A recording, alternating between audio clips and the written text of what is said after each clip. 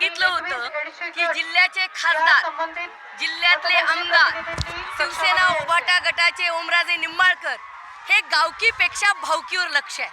तर मी परत सांगते महाराष्ट्राला आणि जिल्ह्याला, त्यांनी त्यांच्या भाऊजाईला निवडून आणण्याचा प्लॅन सक्सेसफुल केलेला आहे आणि ओमराजेंनी इनडायरेक्टली अर्चनाताई निवडून येतील यासाठी जे प्लॅनिंग आखलं होतं ते त्यांचं सक्सेसफुल झालंय. मी ओमराजेंचं, कैलास पाटलांचं अभिनंदन करेन की तुम्ही जो हा लीड घेतला त्याबद्दल तुमचं अभिनंदन. पुढची ब्रेकिंग न्यूज आपण बघूया. राणा जगजितसिंग पाटलांच्या पत्नी अर्चना पाटील विजयी झालेल्या आहेत.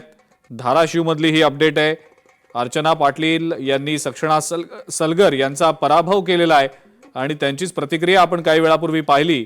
ओमराजे निंबाळकरांचं गावकीपेक्षा भावकीवर लक्ष आहे अशी टीका यावेळेला सक्षणा सलगर यांनी केलेली आहे.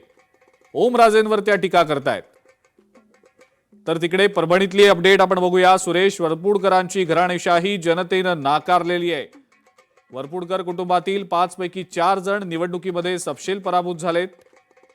सुरेश वरपुडकर यांचे पुतणे अजित वरपुडकर यांनाच केवळ विजय मिळवण्यात यश आलेलं आहे.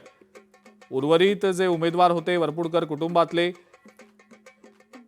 त्यांना अपयशाचं तोंड पाहावं लागलेलं आहे. 5 पैकी 4 जणांचा निवडणुकीमध्ये पराभव झालाय.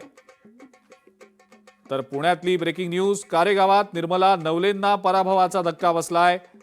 भाजपच्या मनीषा पाचंगे यांनी निर्मला नवले यांचा पराभव केलाय. कारेगाव मधला हा मोठा निकाल आहे. निर्मला नवले यांना पराभवाचा धक्का बसलाय. निर्मला नवले सोशल मीडियावर प्रचंड सक्रिय असल्याचं आपण गेले काही महिने सातत्यानं पाहिलेलं होतं. त्यांचे अनेक इंटरव्ह्यूज व्हायरल देखील झालेले होते. सोशल मीडियावर त्यांची वेगळी क्रेज होती.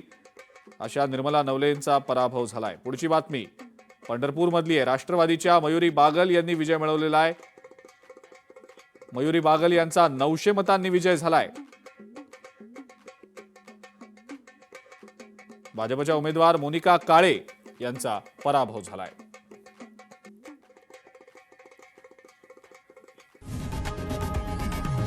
लोकशाही मराठी ऐका, पहा, जागरूक रहा.